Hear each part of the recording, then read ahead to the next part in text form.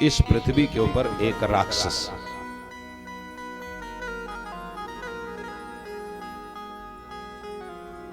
दक्ष प्रजापति ने,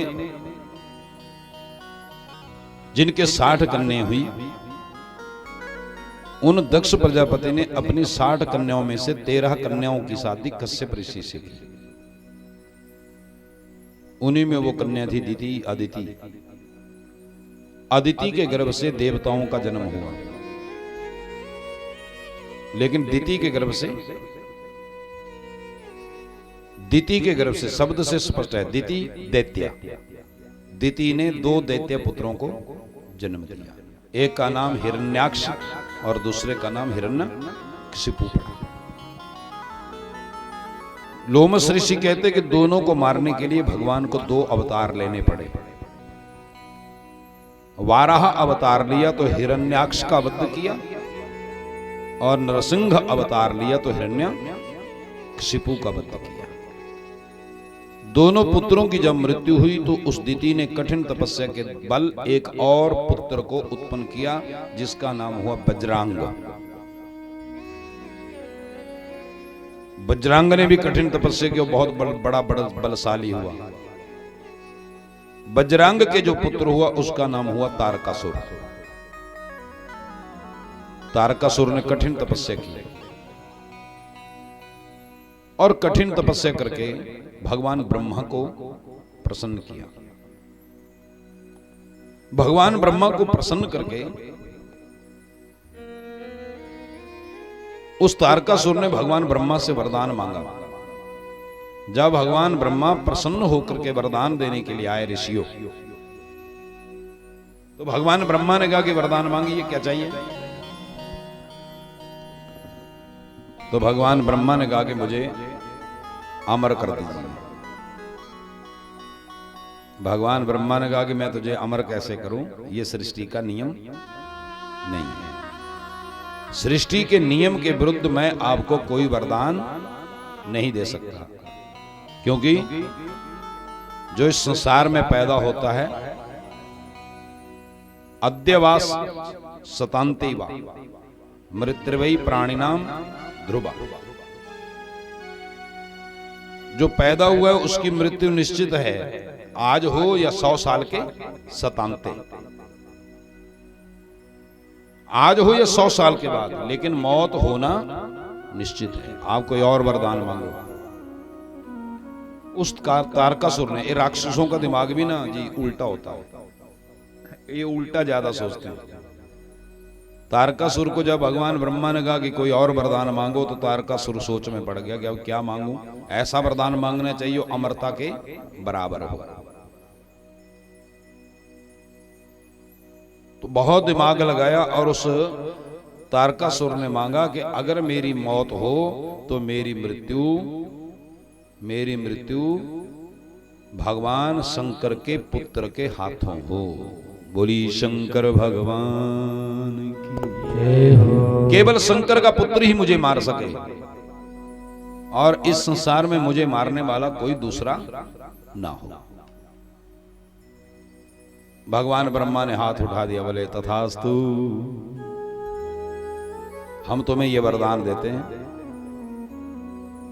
कभी तुम्हारी मृत्यु हो तो भगवान शंकर के पुत्र के हाथों। यह वरदान जब मिल गया तो तारकासुर की बुद्धि भ्रष्ट हो गई। यह वरदान क्यों मांगा, यह भी समझना जरूरी है, क्योंकि भगवान शंकर की पत्नी जो सती थी, उमा देवी, वो अपने पिता के घर की अग्नि में अपने शरीर का उत्सर्ग कर गई है। शंकर जी की पत्नी नहीं है। अब पत्नी नहीं तो पुत्र कैसे होगा, क्योंकि मैथुनी सृष्टि है। तारकासुर ने बड़ी बुद्धि लगाई, बड़ा दिमाग लगाया कि शंकर तो दूसरा विवाह करने वाले नहीं, अब शंकर का दूसरा विवाह होगा नहीं तो पुत्र होगा नहीं, पुत्र होगा नहीं तो मैं मरूंगा नहीं।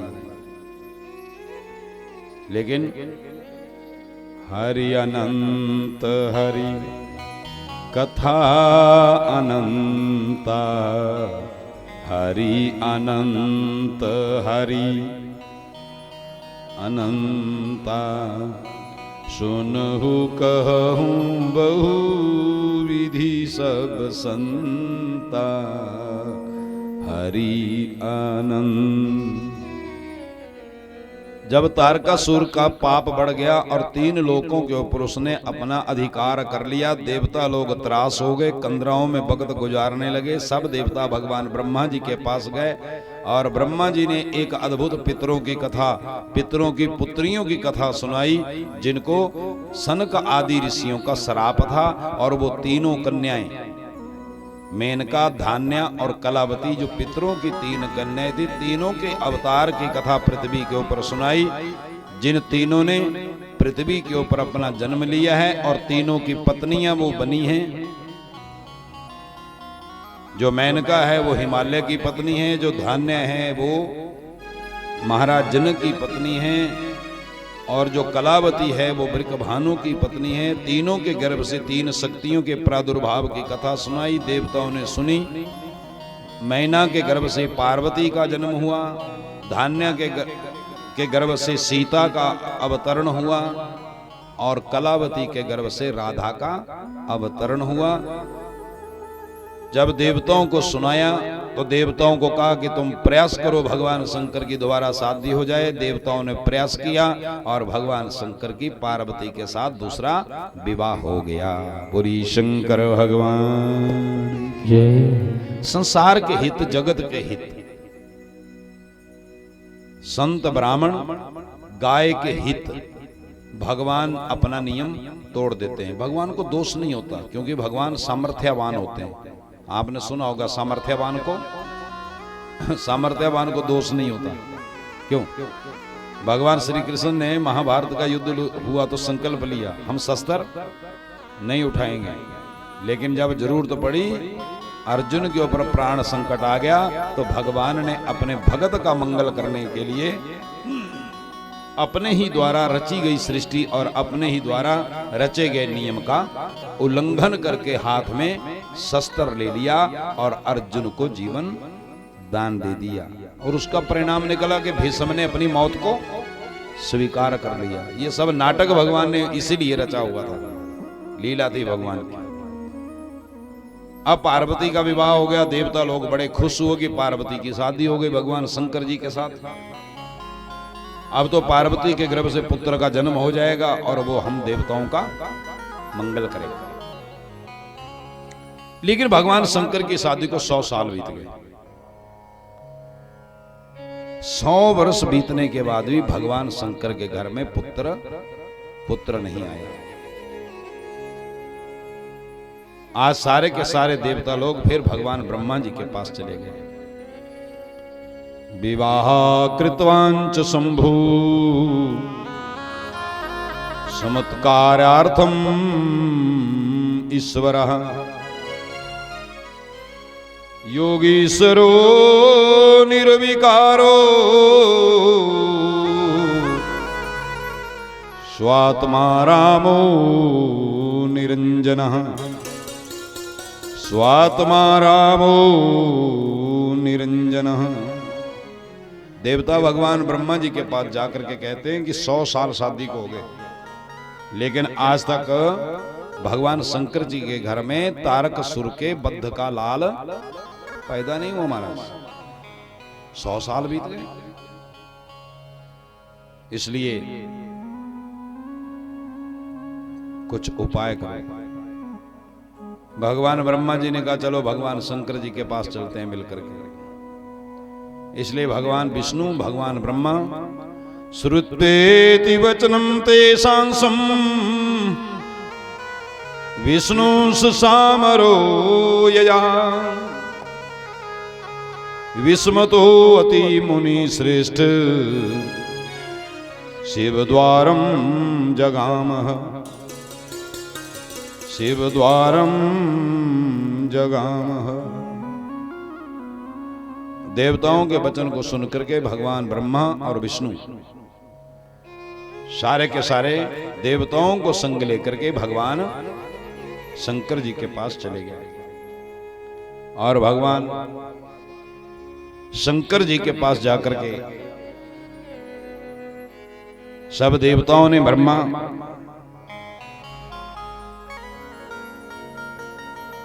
विष्णु, इंद्र प्रभृति देवता, संत, ऋषि, मुनि, महात्मा, ब्राह्मण लोग, सारे के सारे जो भगवान शंकर की शरण में सज्जनों गए थे, सबने भगवान शंकर जी से प्रार्थना की, हे भोले बाबा, आपकी शादी को सैकड़ों साल बीत गए, लेकिन आपके कोई पुत्र पैदा नहीं हुआ। हमने तो आपके विवाह के पश्चात यही इच्छा, यही भाव रखा था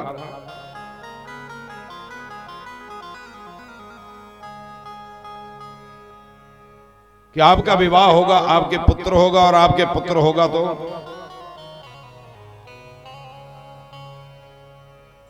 तारकासुर का वध होगा, देवताओं को देवलोक की प्राप्ति होगी। लेकिन माना 100 वर्ष बीतने के बाद भी आपके कोई पुत्र पैदा नहीं हुआ। सारे के सारे देवता भगवान शंकर की वंदना करने लगे, प्रभु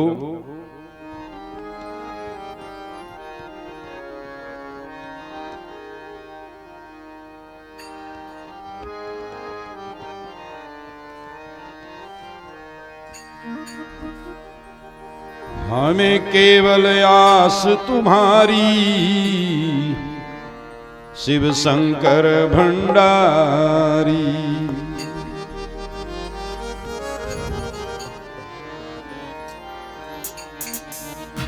मेरे रोम रोम रम जाओ, शिव शंकर भंडारी।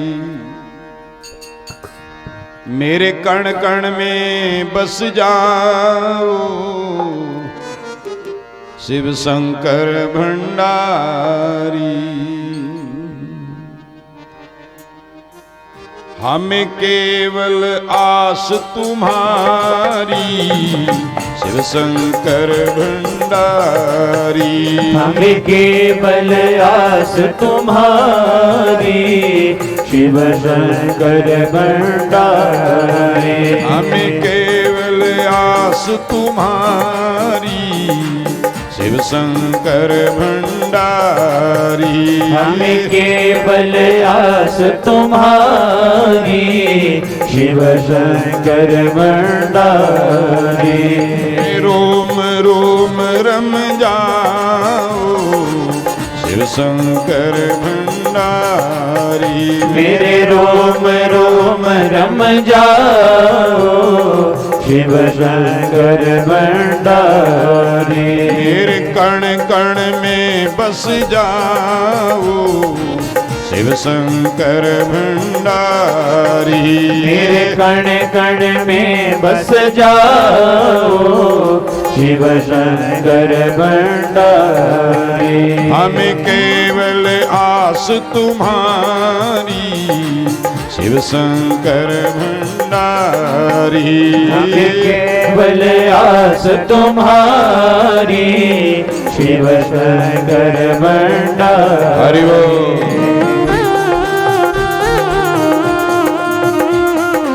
ये तारकासुर हम तुमको भी परेशान कर रहा है।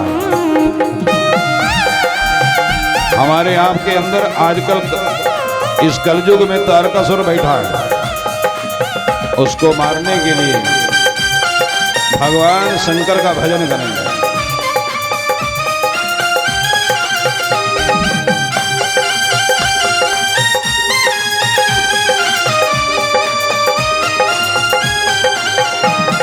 बन बन तुमको ढूंढ रहे हैं, बन बन तुमको ढूंढ रहे हैं। ढूंढत ढूंढत हार गए हैं, ढूंढत ढूंढत हार गए। हमें दर दर ना भटकाओ, शिव शंकर भंडारी। हमें दर दर ना भटकाओ, शिव शंकर भंडारी। हमें केवल आस तुम्हारी शिव शंकर भंडारी। हमें केवल आस तुम्हारी शिव शंकर भंडारी।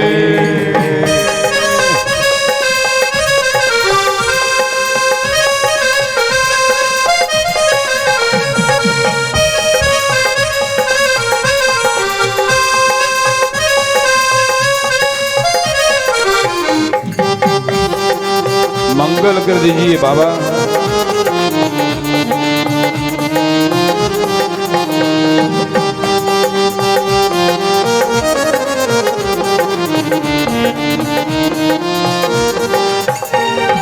हमको तेरा भरोसा भारी। हमको तेरा भरोसा भारी। हमको तेरा भरोसा भारी। हमको तेरा भरोसा भारी। आस करें दिन रात तुम्हारी। आस करें दिन रात तुम्हारी। आस करें दिन रात तुम्हारी। आस करे दिन रात तुम्हारी। हम नाना तड़ पाओ शिव शंकर भंडारी। हमें इतना ना तड़ पाओ शिव शंकर भंडारी। हमें केवल आस तुम्हारी शिव शंकर भंडारी। हमें केवल आस तुम्हारी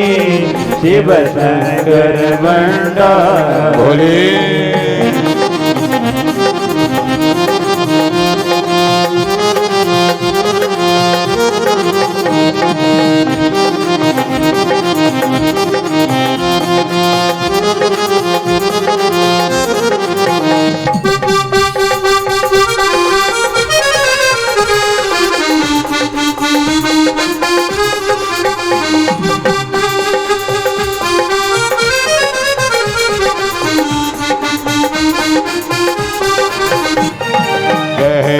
नदिया नाव पुरानी। गहरी नदिया नाव पुरानी। गहरी नदिया नाव पुरानी। गहरी नदिया नाव पुरानी। कृपा करो शिव उमा भवानी। कृपा करो शिव उमा भवानी। कृपा करो शिव उमा भवानी। कृपा करो शिव उमा भवानी। मेरी नैया पार लगाओ शिव शंकर भंडारी। मेरी नैया पार लगाओ शिव शंकर भंडारी। हमें केवल आस तुम्हारी शिव शंकर भंडारी। हमें केवल आस तुम्हारी शिव शंकर भंडारी। जय हो।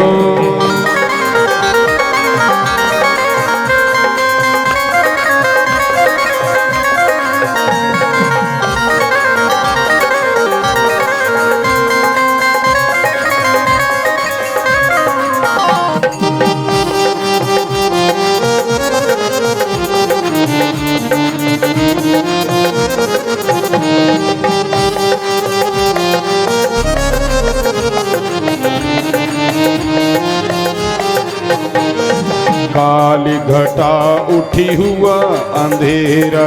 काली घटा उठी हुआ अंधेरा। काली घटा उठी हुआ अंधेरा। काली घटा उठी हुआ अंधेरा। दिखता नहीं प्रभु मार्ग तेरा। दिखता नहीं प्रभु मार्ग तेरा। दिखता नहीं प्रभु मार्ग तेरा। दिखता नहीं प्रभु मार्ग तेरा। मेरे हृदय में ज्योति जिगाओ शिव शंकर भंडारी। मेरे हृदय में ज्योत जलाओ शिव शंकर भंडारी। हमें केवल आस तुम्हारी शिव शंकर भंडारी। हमें केवल आस तुम्हारी शिव शंकर भंडारी। मेरे रोम रोम रम जाओ शिव शंकर भंडारी। मेरे रोम रोम रम जाओ शिव शंकर भंडारी। मेरे कण कण में बस जाओ शिव शंकर भंडारी। मेरे कण कण में बस जाओ शिव शंकर भंडारी। हमें केवल आस तुम्हारी शिव शंकर भंडारी। केवल आस तुम्हारी शिव शंकर भंडारी। बोली शिव शंकर भगवान की जय। आजगाम गृह द्वारी सुराणाम निकटम स्वयं शिवा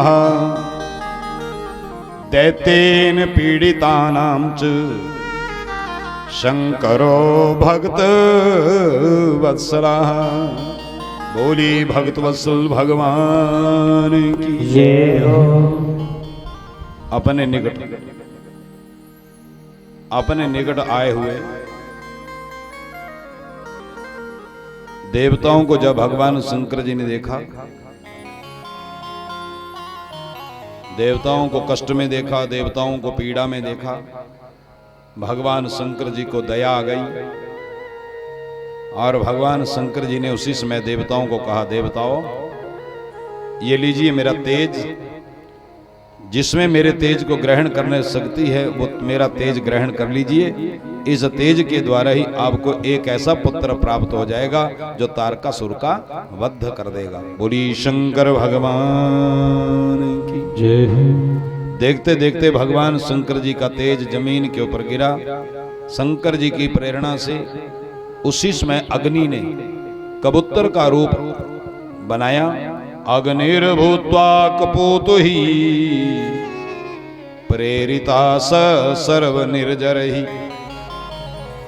समस्त देवताओं और भगवान शंकर की इच्छा से ही अग्नि ने कबूतर का रूप बनाया और उस तेज का भक्षण कर लिया, तेज का भोग लगा लिया। तेज को भक्षण करते ही अग्नि गर्भवती हो गई, लेकिन 3 मास का जब गर्भ हुआ तो अग्नि असमर्थ हो गई। अग्नि ने भगवान शंकर से प्रार्थना की। भगवान शंकर जी ने कहा, जाओ प्रयागराज में कुंभ लगने वाला है और प्रयागराज में जब कुंभ लगेगा तो तुम जाकर के वहां प्रज्वलित हो जाओ। मकर संक्रांति आ गई, बहुत देवियां स्नान करने के लिए आएंगी। जब वो शरीर को गर्म करने लगेगी तो तुम कस्याश्चित सुर स्त्रियाणाम यो नो महरेते त्यज्यत्नतः भविष्यति सुखी तुम ही निर्दाहात्मा विशेषता। निर्दाहात्मा विशेषता। रोमकूपों के माध्यम से उनके गर्भ में इस तेज को स्थापित कर देना, तुम सुखी हो जाओगे। अग्नि प्रयागराज में चली गई। तस्मिन् वसरे तत्राग अगता सप्त मुनिश्रिया तपोमासी स्नाद कामा प्रातासन नियमनो मुने। 7 ऋषियों की 7 पत्नियां प्रयागराज के कुंभ में स्नान करने गई और जब कुंभ में स्नान करने लगी, डुबकी लगाई तो भगवान शंकर जी ने ऐसी माया रची, बड़ी जोर की ठंड लगी, शरीर थर थर 7 ऋषियों का कांपने लगा। सामने अग्नि को प्रज्वलित देखा और 7 ऋषियों की 7 पत्नियां अग्नि के निकट चली गई। लेकिन जब वहां गई तो वशिष्ठ की पत्नी जो अरुंधति थी वो दूर खड़ी हो गई और अरुंधति ने कहा कि देखो शास्त्र में लिखा है कि जब भी तीर्थ यात्रा में जाएं और कुंभ का स्नान करें तो उसके बाद कभी अग्नि के निकट नहीं जाना चाहिए। अर्थात सुख और ऐश्वर्य की प्राप्ति कभी भी हम लोगों को तीर्थ यात्रा में नहीं करनी चाहिए। इसलिए शास्त्र में वर्जित है। अगर ठंड लगी, बोले बहन हम तो मर जाएंगी, बोले मर जाएंगी तो मर जाओ, लेकिन शास्त्र के नियम का उल्लंघन नहीं करना चाहिए। इसलिए हमें अग्नि के निकट नहीं जाना। बोले तुमने नहीं जाना तो तुम मत जाओ, लेकिन हम तो जाएंगे। 6 ऋषियों की 6 पत्नियां अग्नि के निकट गई, शरीर को गर्म करने लगी। शंकर जी की माया से ही रोमकूपों के माध्यम से उस अग्नि ने भगवान शंकर के उस तेज को 6 स्त्रियों के गर्भ में स्थापित कर दिया। बोलिए शंकर भगवान की जय। विमोताश्च सदृष्ट्वा रुन्धति गिरिशाज्ञया निशीषेध विशेषेण सुचरित्र सुबोधिना सा षड्मुनि स्त्रियो मोहाधड़ा तत्र हठा तत्र गता मुने स्वसीत विनिवृत्त्यर्थम मोहिता शिव मायया। स्वशीत विनिवृत्त्यर्थम, लगे हुई ठंड को दूर करने के लिए शंकर की माया से मोहित होकर के वो अग्नि तापने लगी, लेकिन गर्भवती हो गई। अपने पतियों के पास आई, 6 ऋषियों ने जान लिया ये तो गर्भवती हो गई। 6 ऋषियों ने कहा ना जाने किसका गर्भ है, त्याग कर दिया, निकल जाओ। 6 ऋषियों की पत्नी भी सोचने लगी हमने कोई दुराचार पापाचार नहीं किया, हम गर्भवती कैसे हो गई। हिमालय पर्वत के ऊपर चली गई, कठिन तपस्या करने लगी। लोमस ऋषि कहते हैं तपस्या के बल वो शंकर जी का जो तेज था, जो अग्नि ने स्थापित किया था, कठिन तपस्या से हिमालय पर्वत के ऊपर डाल दिया, फिर सुखी हुई वो। हिमालय पर्वत भी भगवान शंकर के उस तेज को ग्रहण नहीं कर सका, सामर्थ्य खो गया, थर थर कांपने लगा। और शंकर के उस तेज को जो 6 ऋषियों की 6 पत्नियों ने त्यागा था, उसको गंगा सागर में डाल दिया। गंगा सागर में पहुंचा, उथल पुथल मच गई। गंगा सागर भी सहन नहीं कर सका, इसलिए गंगा सागर ने अपने किनारे उगे हुए सरकंडों के ऊपर भगवान शंकर के उस तेज को डाल दिया। भगवान शंकर का तेज सरकंडों के ऊपर पहुंच गया महाराज। गंगाया अपि च तद्वीर्यं दुस्सहं परमात्मने निक्षिप्तं हि सरस्तमयि तरंगैश्वर्मुनीश्वरः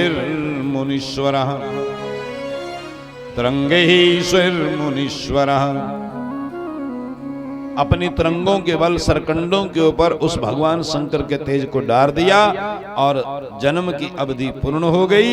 और उन्हीं सरकंडों के ऊपर गंगा सागर के किनारे एक बालक का जन्म हो गया। बोली शंकर भगवान की जय। पतितं तत्र तदरेतो द्रुतं बालो बभूवः सुंदरः सुभगा श्रीमान तेजस्वी प्रीतिवर्धन मार्गमासे सिते पक्षे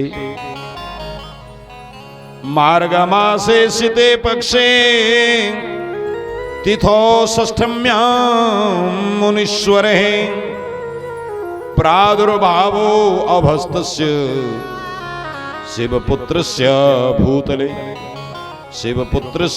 भूतले। बोली शंकर भगवान। लोमस ऋषि कहते हैं कि गंगा के किनारे मार्गशीर्ष मास के शुक्ल पक्ष की 6ठी तिथि को, मगैर महीने के शुक्ल पक्ष और 6ठी तिथि के दिन भगवान शंकर के पुत्र के रूप में सागर के किनारे इस पुत्र का जन्म हुआ। जन्म होते ही विश्वामित्र नाम के ऋषि वहां आए। इस बालक ने जन्म लेते ही विश्वामित्र जी को कहा कि आप मेरे कुल पुरोहित बन जाओ, मेरा नामकरण संस्कार आदि कर दो। विश्वामित्र जी ने कुल पुरोहित का पद स्वीकार करते हुए इस बालक का नाम बोले, हम तुम्हारा नाम षणमुख रखते हैं, हम तुम्हारा नाम कुमार रखते हैं, हम तुम्हारा नाम स्कंद रखते हैं। बोलिए स्कंद भगवान। नामकरण आदि संस्कार करके विश्वामित्र नाम के ऋषि वहां से चले गए। कुछ ही समय के बाद वहां श्वेत नाम के ऋषि आए और श्वेत नाम के ऋषि ने अनेक प्रकार के शस्त्रों का, अनेक प्रकार के अस्त्रों का ज्ञान इस बालक को दिया और अपने संग ले गए। क्रौंच पर्वत है, क्रौंच पर्वत की तलहटी के ऊपर 6 कृतिकाएं निवास करती हैं। उनके पास इस बालक को छोड़ा। 6 कृतिकाओं ने स्तनपान कराया, दूध पिलाया और इस बालक के जन्म की, जीवन की रक्षा की। 6 मुख हैं इस बालक को। 6 मुख होने के कारण इसका नाम षणमुख रखा गया। 6 कृतिकाओं ने दूध पिलाया। जब ये बालक 3 वर्ष का हो गया तो भगवान शंकर पार्वती को लेकर के आए और विश्वकर्मा के द्वारा बनाए गए रथ के ऊपर बिठा करके इस कुमार को 6 कृतिकाओं के पास से कैलाश धाम ले गए। लोमस ऋषि कहते कि जब ये बालक भगवान शंकर जी के पास चला गया, देवताओं की नजर यही थी, देवता लोग भी कैलाश में पहुंच गए और कैलाश में पहुंच करके समस्त देवताओं ने भगवान शंकर जी की वंदना की, शंकर जी को प्रणाम किया और प्रणाम करते ही उस तारक नाम के असुर का वध के निमित्त जिस बालक का, जिस पुत्र का जन्म हुआ, जो देवताओं के कार्य को सिद्ध करने के लिए ही पैदा हुआ है, देवताओं ने याचना कर दी। भगवान शंकर देने को तैयार हो गए, लेकिन पार्वती ने कहा नहीं नहीं नहीं नहीं, हमारा बालक बहुत छोटा सा है। क्यों? मां ममता में फंस चुकी है, मां ममता में फंस चुकी है। भगवान शंकर जी ने पार्वती को ज्ञान दिया। पार्वती ने कहा कि 3 वर्ष का बालक है, वो तारक नाम का असुर है जिसको देवता भी युद्ध में परास्त नहीं कर सके। इतने बड़े शत्रु को हमारा ये छोटा सा बाल गोपाल कैसे मारेगा? भगवान शंकर जी ने ज्ञान दिया। एक झोली में फूल भरे हैं, एक झोली में कांटे, कोई कारण होगा, अरे कोई। भैया ये पखे मत लगाओ, किसी को नहीं गर्मी लगी, मुझे नहीं लगी है, मैं बोल रहा हूं, बंद कर दो सारे। एक झोली में फूल भरे हैं, एक झोली में कांटे, कोई। फिर मैं इंद्र देवता को बोल दूंगा, तेरे बस में मेरे बस में कुछ भी नहीं, ये तो बांटने वाला बांटे कोई, अरे कोई। एक झोली में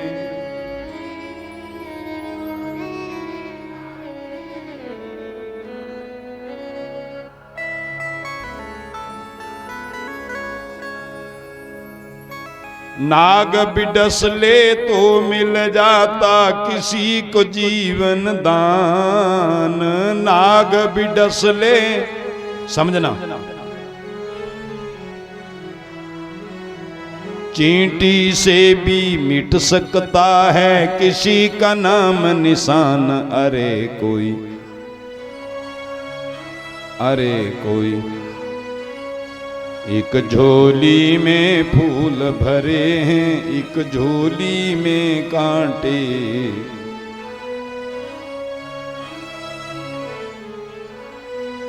भगवान शंकर जी ने पार्वती को ज्ञान दिया। भले हमारा बालक 3 वर्ष का है, लेकिन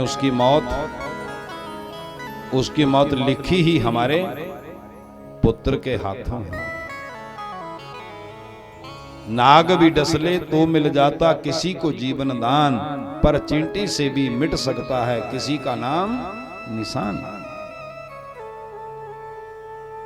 इसलिए मोह माया का त्याग करके पार्वती अपने पुत्र स्कंद का दान कर दीजिए, कार्तिकेय का दान कर दीजिए। भगवान शंकर जी ने ज्ञान दिया, मोह ममता का नाश हुआ। जब ममता का नाश हो गया, मोह का नाश हो गया, क्योंकि मोह का नाश, ममता का नाश मात्र ज्ञान से ही हो सकता है। और बिना ज्ञान से काम, क्रोध, मद, लोभ, अहंकार का नाश होने वाला कोई दवाई नहीं है इसके नाश की। पेट में दर्द लग जाए तो दवाई है, सिर में दर्द लग जाए दवाई है, क्यों जी? बीपी बढ़ जाए तो दवाई है, चक्कर आने लगे तो दवाई है। लेकिन मोह ममता में फंसे हुए जीव के लिए केवल एक दवाई है, काम, क्रोध, मद, लोभ, अहंकार रूपी बीमारी जो हम लोगों को लगी होती है, उसका इलाज मात्र ज्ञान से ही हो सकता है। सब बीमारियों की दवाई ज्ञान है।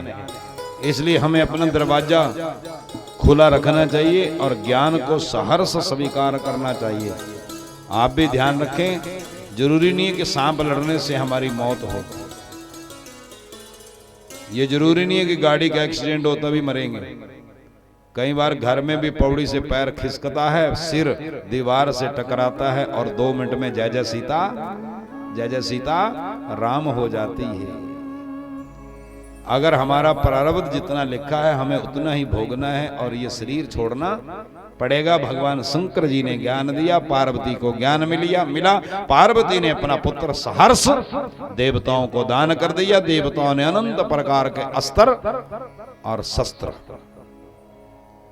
उस कार्तिकेय के लिए, सुकंध के लिए दान में दिए। सुकंध को जब अनेक प्रकार के अनंत अस्त्र शस्त्र मिले, सेनाध्यक्ष बनाया, रथ के ऊपर बिठाया और तारकासुर का वध करने के लिए देवता लोग निकल गए और बड़े जोर से सुकंद भगवान की जय हो। सब देवता लोग पुकारने लगे, कार्तिकेय भगवान की जय हो। देवता तारकासुर को पता ही नहीं लगा, उसके गुप्तचर इंतजार करते रह गए। पार्वती गर्भवती होगी, उसके गर्भ से पुत्र का जन्म होगा तारकासुर को मारने के लिए, लेकिन वो गर्भवती हुई नहीं, उसके गर्भ से पुत्र हुआ ही नहीं। भगवान ने लीला ऐसी रच दी।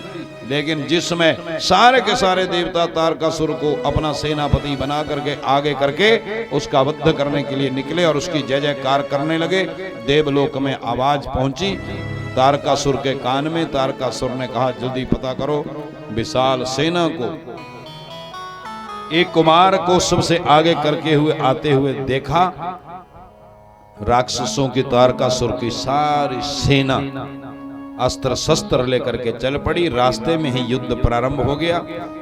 बहुत देर तक युद्ध हुआ, लेकिन उस तारकासुर का वध कोई कर नहीं सका। तो देवताओं ने प्रार्थना की कि महाराज, ब्रह्मा विष्णु शंकर भी युद्ध करते रहे तो भी युद्ध में इस तारकासुर का वध कोई कर नहीं सकता। अगर इसकी मौत हो तो इसको महाराज केवल आप ही मार सकते हैं। ऐसी प्रार्थना की और ऐसी प्रार्थना करते ही महाराज उस स्कंद ने, उस कार्तिकेय ने अपने हाथ में एक अमोघ बाण स्वीकार किया।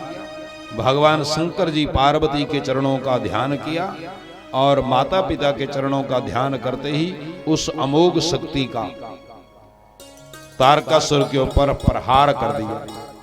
पपात सद्य सहसा विशीर्णांगो असुराक्षितौ तारकाभ्यो महावीर सर्वासुर सर्वाधिपः सर्वासुर सर्वाधिपः। उसी समय महाराज उस अमोघ शक्ति का प्रहार उस तारकासुर के ऊपर किया और क्षण मात्र समय में ही स्कंद भगवान ने तारकासुर का वध कर दिया। देवता लोगों में जय जयकार की ध्वनि गुंजायमान होने लगी। बचे हुए राक्षस पाताल को भागने लगे और देवताओं को देवलोक की प्राप्ति हो गई। देवता लोगों में प्रसन्नता आ गई। एक छोटे से बालक ने ही इतने बड़े राक्षस का वध कर दिया। बोली शंकर भगवान की जय हो।